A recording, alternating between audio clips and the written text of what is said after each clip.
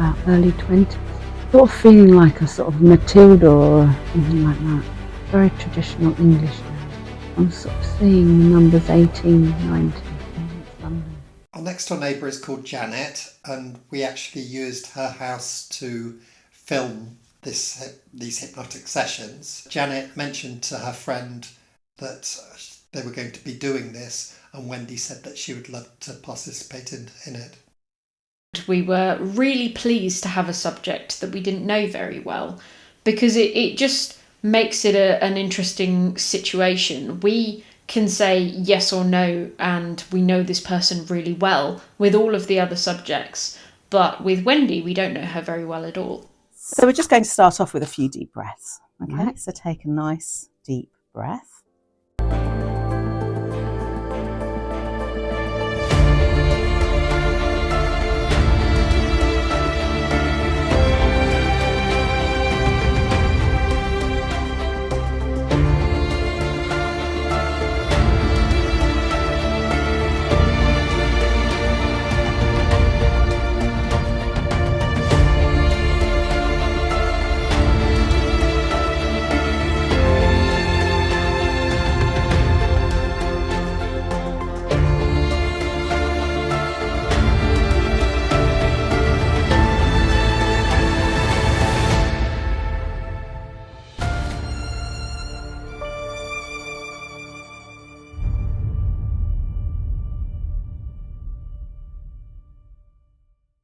Like an archway door.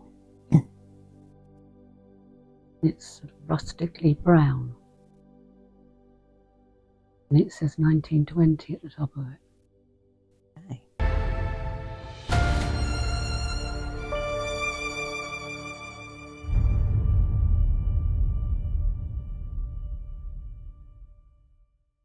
Big knob, and it's a little bit stiff to it. Okay.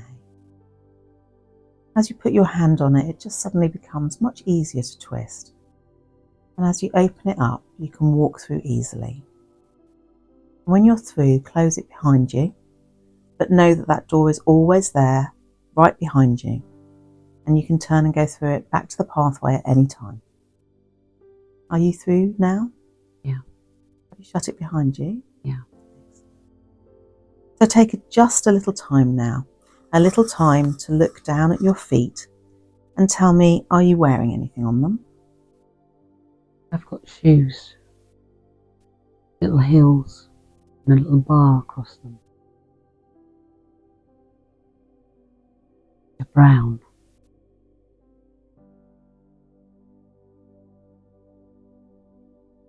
How do they feel? Old, like worn. Work your way up your body now and just take in what you're wearing. You can take your time. Describe to me what you have on. Lights on. Dress. Probably an apron.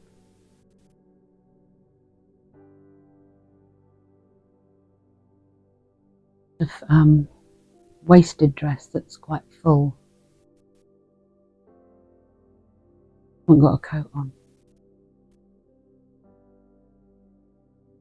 And I think the dress is sort of puffed sleeve and short sleeves.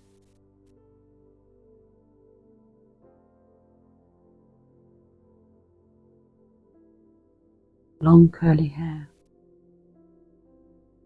Brown hair.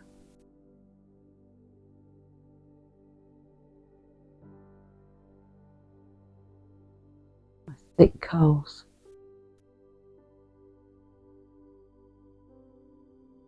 Bouncy hair, so when I walk it bounces. How long's the skirt on your dress? Half length.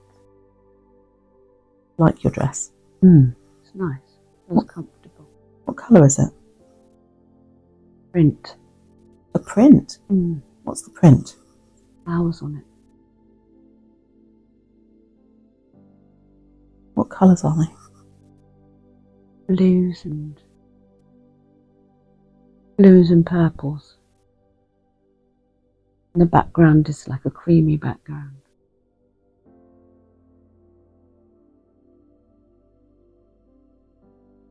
How old are you? I'm about early 20s. Can you tell me a bit more about yourself? I'm quite a happy person. I'm looking forward to life, enjoying life.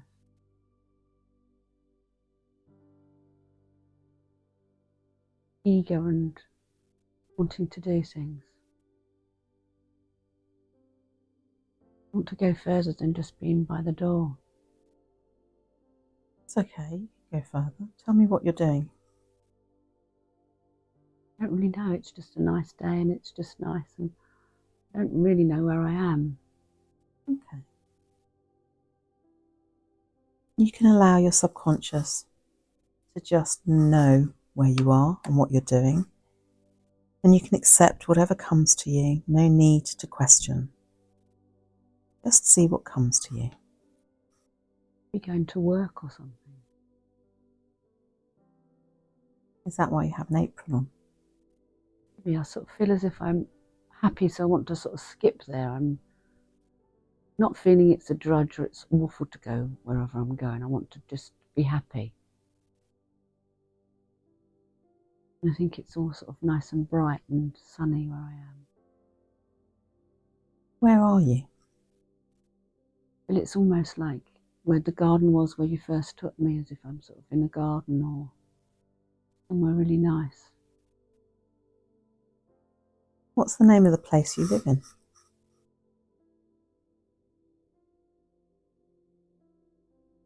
You live in this place that you're No. standing in now? No, I don't think so. I think this is nicer than where I live.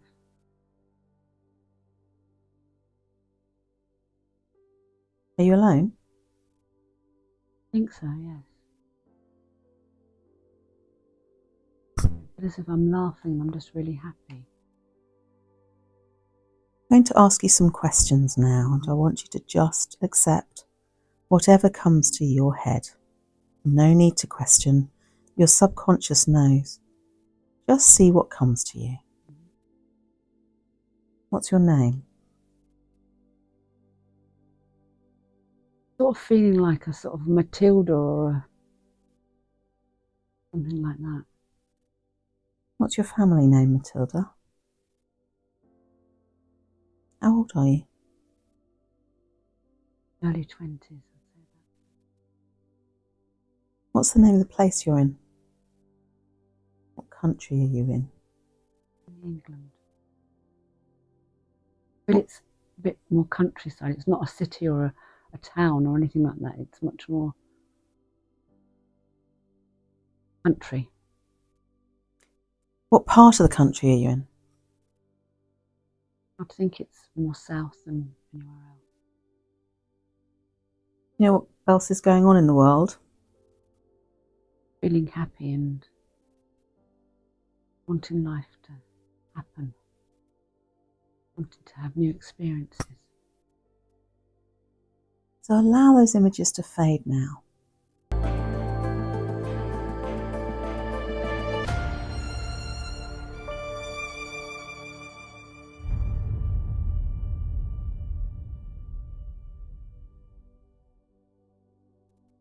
And I just want you to move forward now to a significant event in your life.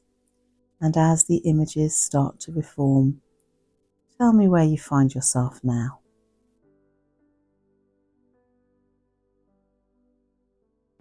Of living in a big house.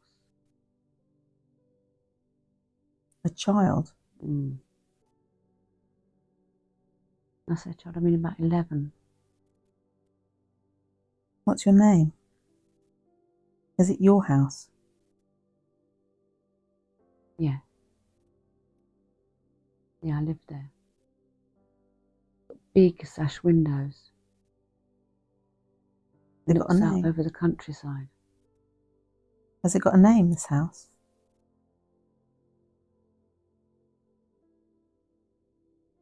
Can't see the name. Where in the countryside is it? I can just see lots of fields in the distance and some hills in the distance. Pretty. What do you find yourself doing here today?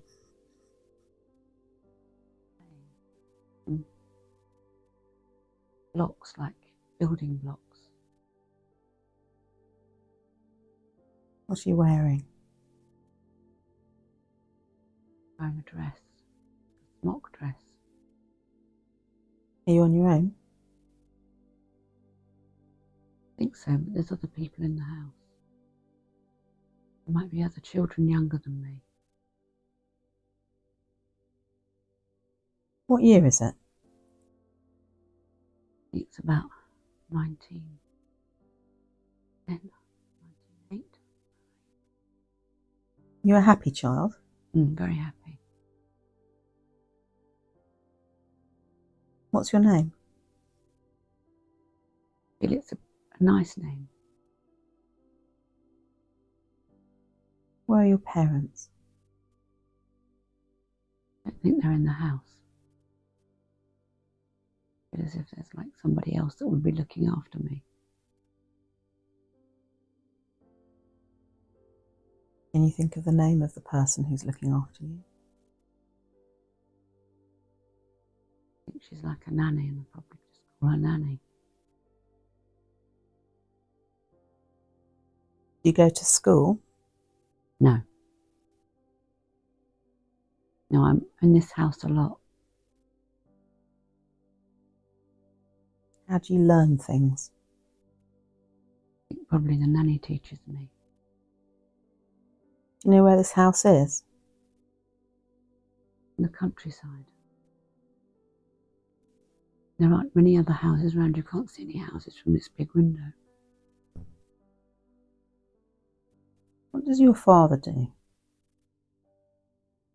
He goes off to the city. I don't see him that often. You know what he does in the city? I think he works like in a big office or a big building, in banking or finance. How do you feel about your parents? Quite strict, quite distant. My mother isn't there all the time either. They're always very smartly dressed, and my dad always has a suit on. My mum wears like a very smart clothes. What are her clothes like? Can you describe them to me? They're quite tailored. Smart.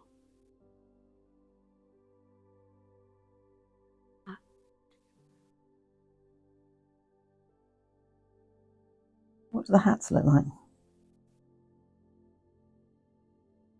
As if they've got like a feather in them usually, and they're quite tailored again.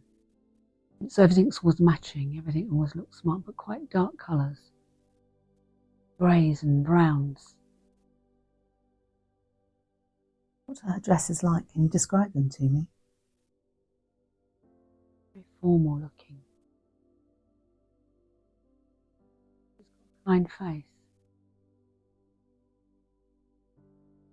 Curly hair. Thin face. And eyes.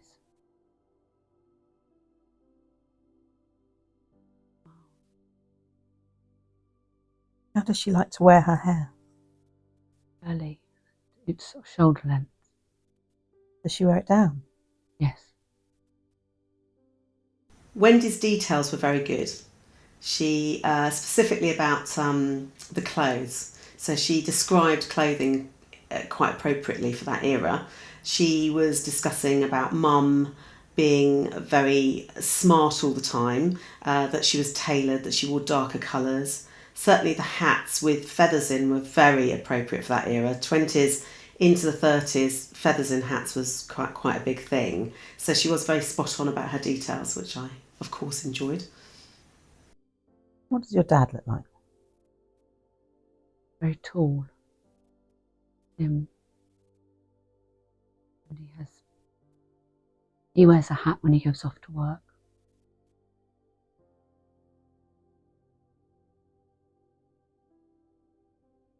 and always in a suit. What do suits look like? Dark coloured again, grey. Always looks very, very smart though. You like to wear shirts? Yes, What do his shirts look like? they're always white. What his collars like? Wears a tie.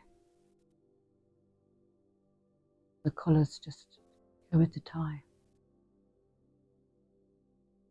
How do you feel about your dad? Really know him very well. He's very strict. Not somebody you could cuddle. Not horrible, still kind, but very formal though. What's his name? It's something like Edward or a very formal name. What's your mum's name? Hard to think what her name is. That's okay. What's the family name? Richards is like Richardson or something like that is coming to my mind. Can't be sure still.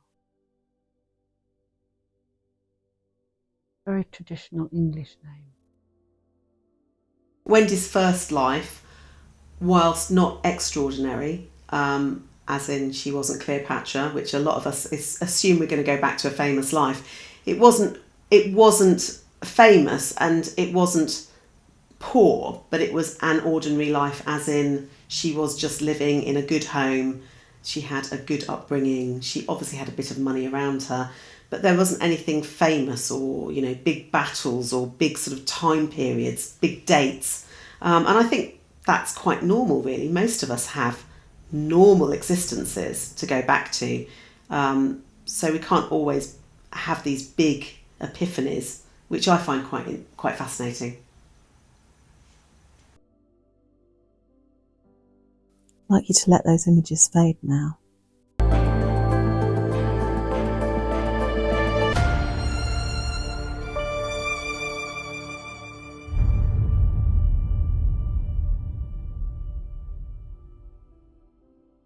I'm sort of seeing the numbers 1890. 1890. That's okay, your subconscious knows. And when you're ready, I would like you to look down at your feet and tell me if you have anything on them. My feet are dirty. Okay. What are you standing on?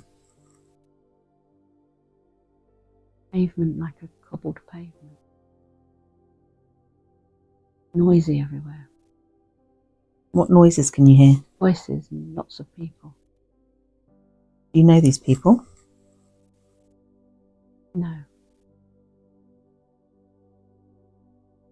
I think I know, I'm not with anybody, but I know people around. I could find people I know. So this place is familiar to you. You know where you are? It's a busy place. It's like in a city and it's like dirty and scruffy. What's the place called? Maybe it's London.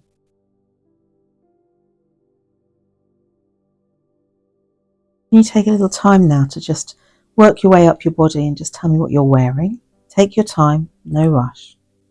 I'm wearing a dress that's to my ankles. Petticoats underneath and it's a big skirt. Very fitted at the waist. Got a lowish neckline. Like a mop hat on.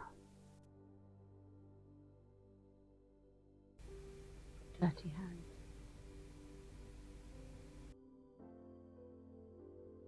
What do you know about yourself? think I'm poor. But I'm quite popular. I know people. I know people in the pubs and the bars, and they're noisy. I quite like all the noise and the bustle. What's your name?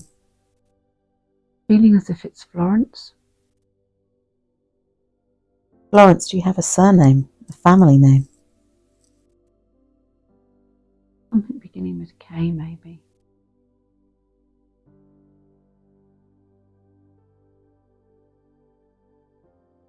Call me Flo.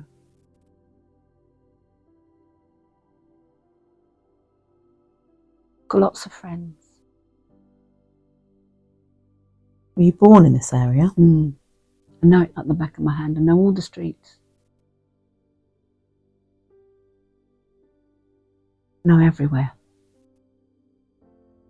How old are you? I'm about 30.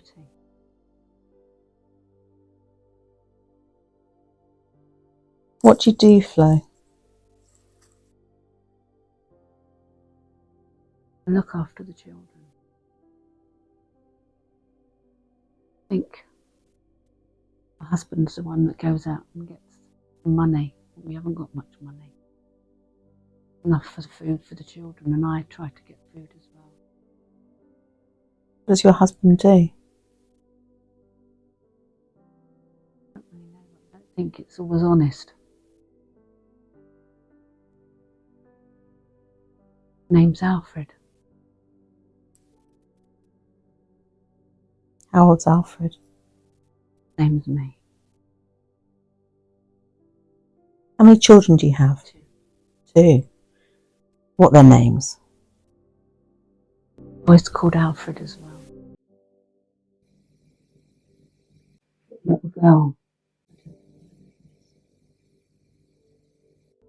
Do you know which part of London it is?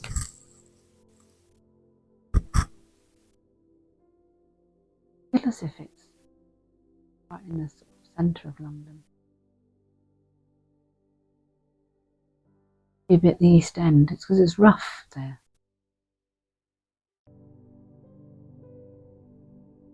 I guess you really want to be, but I'm happy enough there. It's what I know. And where do you live? Do you live in a house? Yeah, I live in a house, a part of a house, and another family live in the house as well.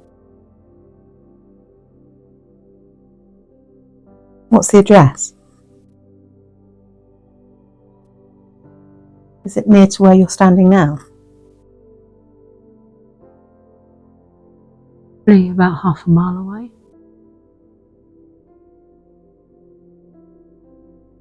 Where are the children at the moment? They're at school. They go to school. What's the name of the school? Do the names. Okay. Nothing's right or wrong. Your subconscious knows what it knows. I'd like you to let those images fade now. Just allow them to fade a little while.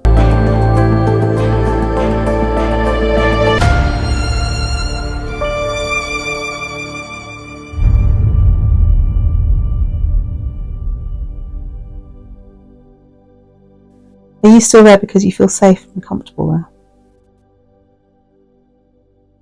Maybe because I know where I am and know where everything is, and I'm not sure that I would know it if I were to go, say, a mile out of where I know. I wouldn't know where I was.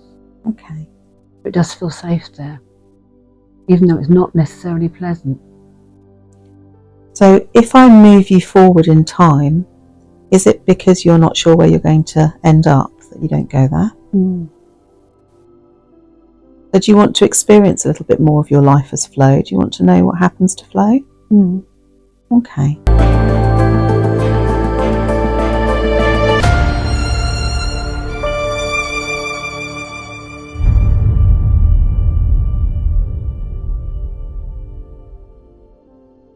What's Flo doing now?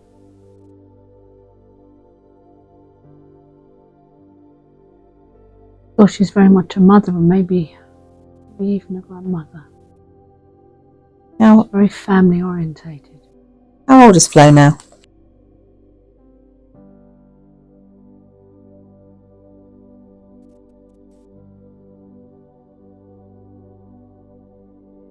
She's in her 50s.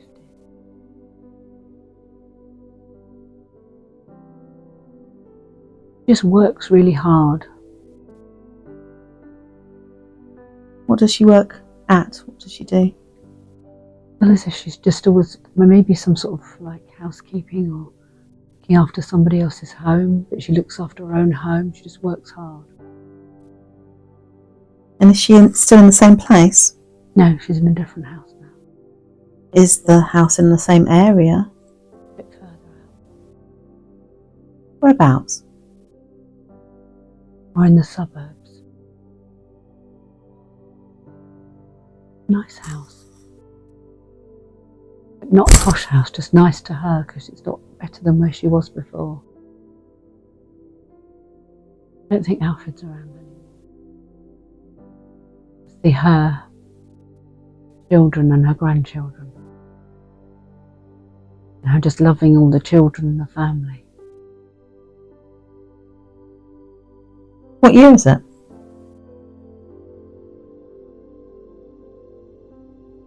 Because it was 1890, I'm guessing it's about 1840 or something like that. No need to guess, your subconscious knows. You just know. What's the date? I think it's something like 1950 maybe.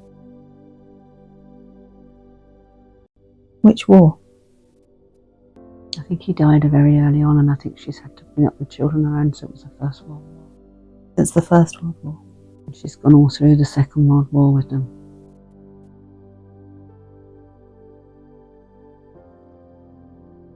How many grandchildren has she got? Lots. Wendy described herself as quite a maternal person, and I felt like she was quite maternal in the second life that she discovered as Flo. She seemed to love the grandchildren running about her feet and the family setting, and she seemed very family focused. And I just think that's really interesting because you can imagine that previous lives would potentially have a slight influence on your soul in the next life. Like if I was a very maternal person in the previous life, is it possible that that would then leak into my next life? I don't know how it works, but it's a thought. Feeling is she's got about 7.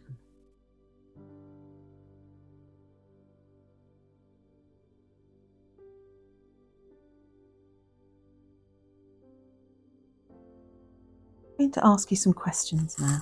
And I want you to just accept whatever comes into your head. No need to question, because your subconscious knows all the answers. We're talking to your subconscious here. Your subconscious is Flo. So just see what comes to you.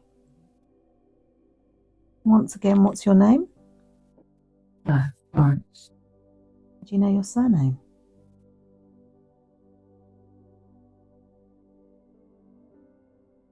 Hard to think of it. I can't. That's okay, because your subconscious knows what it knows. There's know. no need to worry about it. Just allow it to come to you. You don't have to go searching for anything. Your subconscious naturally knows the answers. Now I'm thinking king. King, okay. Sprung into my mind. That's good. When it comes into your mind, it's your subconscious knowing the answers. Mm-hmm.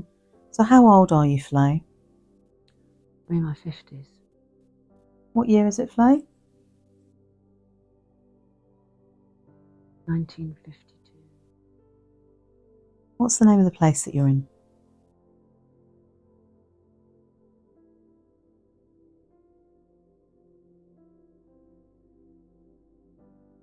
It's like Kensington's comes to the first thing I'm saying to you. It's quite interesting that she's moved to Kensington from the East End of London. There could be several reasons for that. after World War II it would have been badly bombed, so she might have had to have moved for that reason, because when she's an older lady she's in Kensington. It could also be that she's tried to better herself and moved into the suburbs, but certainly London was really badly bombed and the East End of London would have been a bit of a wreck, so possibly a reason why she is in Kensington. And just to confirm, what year were you born?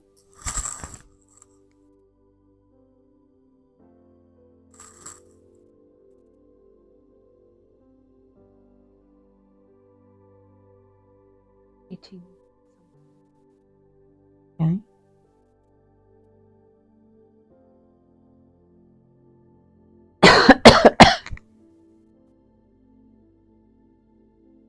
And in this house, you live on your own? So your grandchildren come to visit you? Loads. They're always coming in the back door. And where do they live? Locally. They seem to be quite contrasting lives. In one she's sort of relatively well off and in the other one she's very poor. And although she's speaking very similarly, there are slight differences with the lady who's in the East End with Flo. She's much more direct and she's quite matter of fact, which I feel that perhaps people in that era and from that area probably would have been. They would have been more direct. That's okay. All right.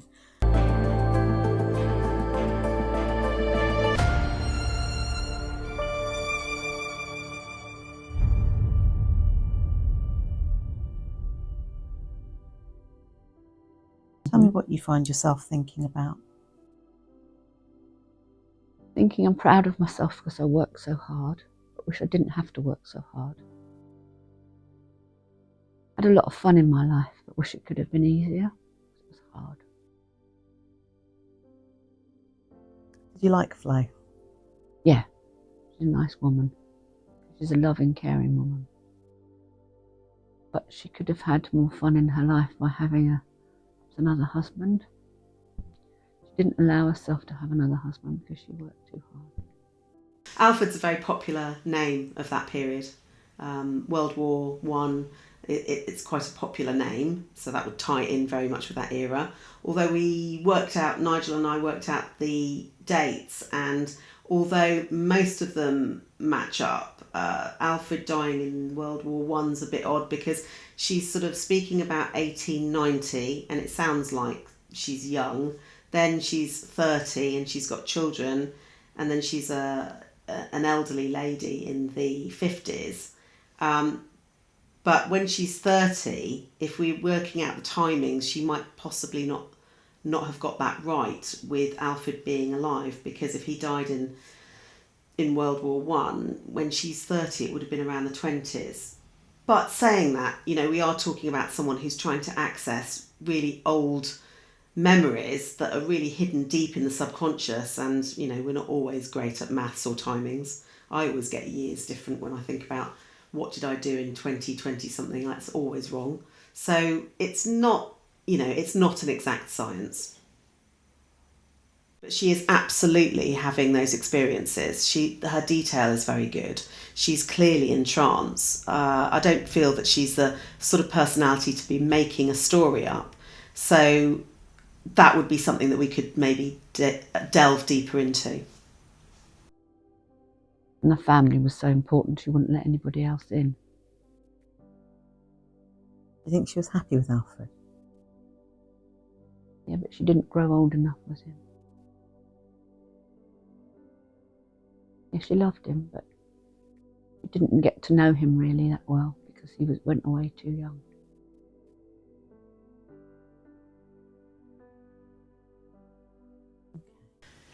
Wendy's lives, both of them, were very ordinary. And this is something that I find fascinating, because if we were living 500 years from now and came back to our lives now, how exciting would they be? Most people have very ordinary lives, very basic things. We can't all be Cleopatra or Napoleon. So it was quite interesting in that respect, those tiny details, the one in London, being short of money, needing to have food for the children. These are all basic things that we worry about day-to-day living. So why not go back to those lives? The lives that Wendy described, I can imagine being genuine memories.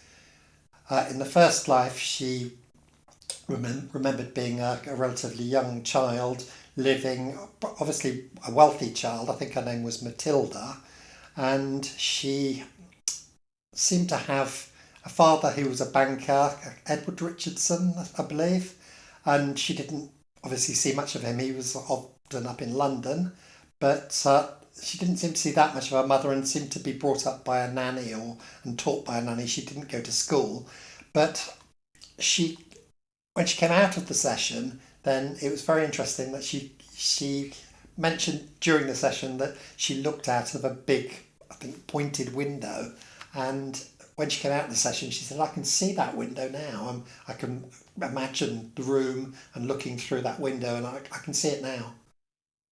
Wendy appeared to have two lives that overlapped, and this has caused a lot of conversation between all of us, and probably with you guys as well. The two lives that Wendy remembered were very interesting, but they did overlap.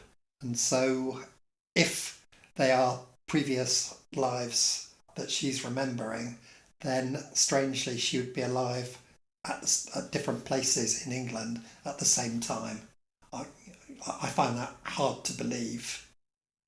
But there are explanations for it. Firstly, she could be tapping into a central memory such that they're not her memories, they're a genuine memory of a life, but it's somebody else's memory that she's tapping into.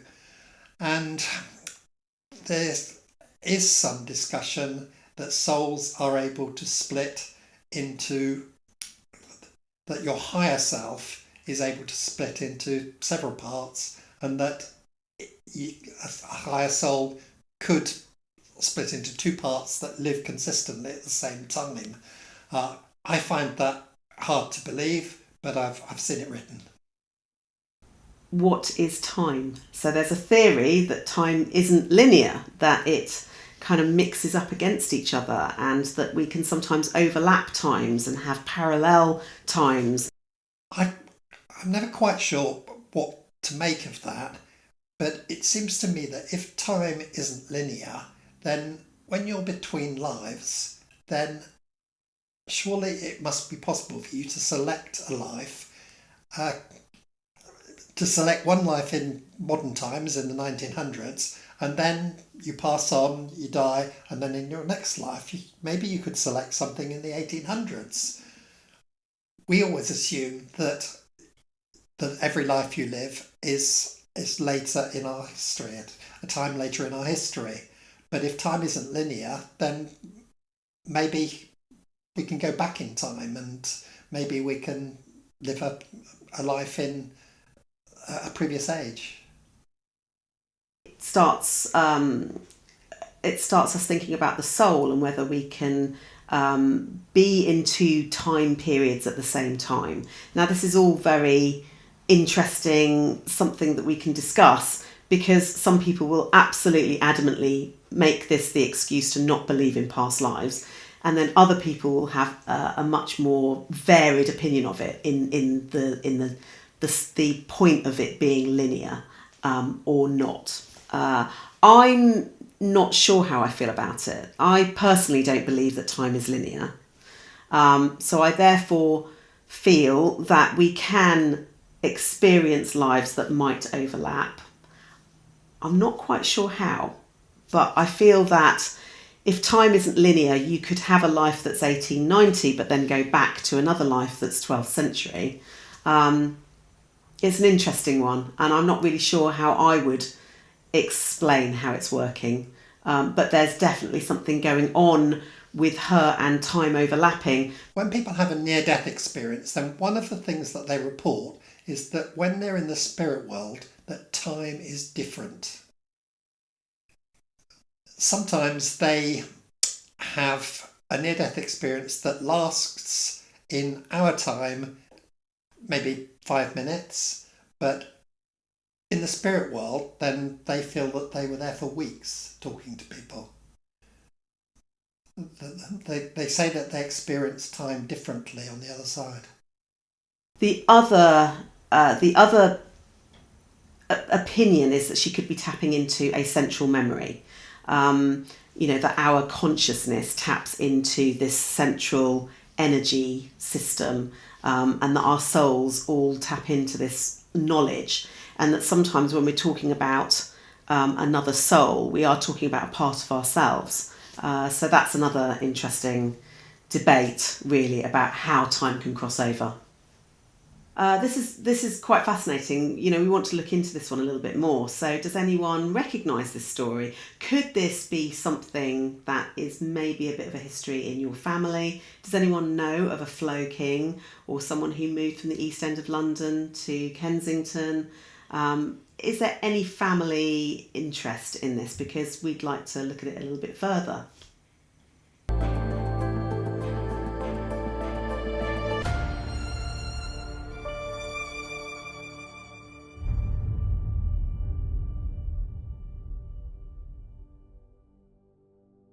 Eight, you can open your eyes.